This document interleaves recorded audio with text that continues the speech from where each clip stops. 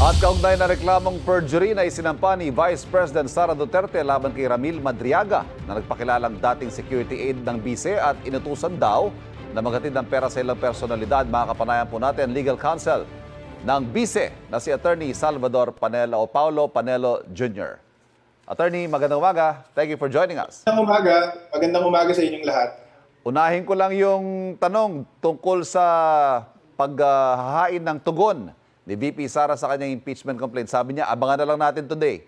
Ano ba nga abangan natin today, Attorney? Hindi po tayo miyembro ng impeachment defense team. So wala po tayong official na masasabi tungkol dyan. Pero inaasahan po natin na mag-file sila ng sagot ngayong araw. Alright, so yan ang abangan natin sa buong maghapon. Anyway, Attorney, ulitin ko lang na banggit na ni VP Sara na wala siya naging kaugnayan dito kay Madriaga. But ganun pa rin po ba yung ating pinaninindigan ngayon that Madriaga was never associated with VP Sara in any capacity? Oo naman. Bukod sa testimonya ng mga tao na merong personal knowledge doon sa mga binibintang ni Ramil Madriaga laban kay VP Sara, meron din po tayong mga certification mula sa iba't ibang ahensya ng gobyerno kasama ng Davao City Mayor's Office, ang Presidential Security Group, ang Vice Presidential Security and Protection Group, pati na ang Department of Education at ang Office of the Vice President. Yung mga certification na yan, pinapatunayan na kailanman ay hindi naging empleyado o konektado ang sino mang tao na may pangalang Ramil Madriaga sa mga opisina na yun. Kaya hindi po talaga pwedeng maging totoo yung mga paratang ni Madriaga laban kay VP So Sara. professionally, hindi ho, kahit personal, hindi rin niya kilala? Hindi rin po. Ang only ugnayan ni VP Sara kay Ramil Madriaga ay through si Attorney Ryan Kilala na dating Associate Dean ng San Sebastian Law kung saan siya nakilala ni VP Sara. At yung grupo na Isip Pilipinas na isang campaign support group na sumuporta sa kandidatura ni VP Sara noong 2022. Kaya lang, itong Isip Pilipinas na ito ay isa lang sa maraming campaign support group na sumuporta kay VP Sara. So hindi niya kilalang personal itong si Ramil Madriaga. Hindi totoo na inutusan ni VP Sara kay Ramil Madriaga na buuin itong grupong ito. And in fact, sa Isip Pilipinas, ang kilala lang ni VP Sara ay itong si Attorney Ryan Kilala nga. Attorney, ang sinasabi kasi ng abogado ni Madriaga, hindi naman daw nito kiniklaim na talagang government employee siya, so wala talagang records. Dahil ang trabaho daw niya ay more intelligence work at directly reporting daw siya sa bise.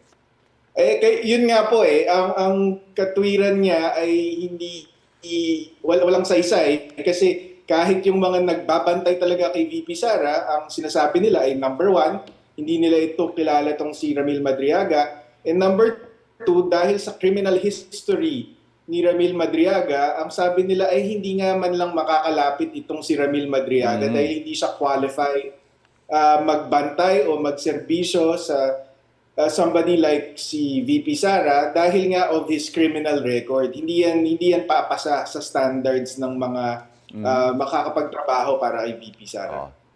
Attorney, ano ba ang posisyon ninyo sa kustodiya ni Madriaga? Nauna nyo nang sinabi na gusto nyo nga na matiyak ang kanyang kaligtasan, pero ngayon kinukwestiyon na tinawag ni VP Sara na para bang special treatment daw ang paglilipat sa kanyang kustodiya. Well, both things can be true, di ba? Para sa amin, gusto naming mag-testify si Madriaga kasi yung mga sinungaling sa bibig na uhuli yan. So, ayaw namin siyang pigilan. Itong perjury complaint, hindi naman yan final para pigilan siya, kundi para panagutin siya. Ngayon, yung sinabi ni VP Sara na kritisismo lang lamang yon na para bang binibigyan niyo ng special treatment to. Pero that's out of our hands really. In fact, it's out even of the House of the Representatives. Ang may final say dyan ay yung korte. Yun ang magde-decide kung papayagan siyang lumipat.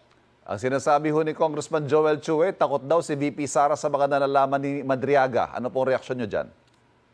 Walang katotohanan yan. In fact, matagal na naming sinasabi mula pa lang mag-file ng perjury complaint laban kay Madriaga is gusto nga namin siya mag-testify para mapakita sa taong bayan kung gaano siya kasinungaling. So hindi kami natatakot, gusto namin siyang lumantad kasi unang-una siya lang ang makakaamin na gawa-gawa lang yung testimonya niya laban kay VP Sara. Pangalawa, siya lang ang makakaturo kung sino ang mga handlers niya. At pangatlo, pagka tinindigan niya yung testimonya niya, lalo namin siyang mababasag sa cross-examination dahil puro kasinungalingan nga ang sinasabi nitong si Madriaga. Attorney, without necessarily telegraphing your punches, ika nga, ano ba yung isang main question nyo sa something that you're itching to ask him dito sa inyong cross-examination?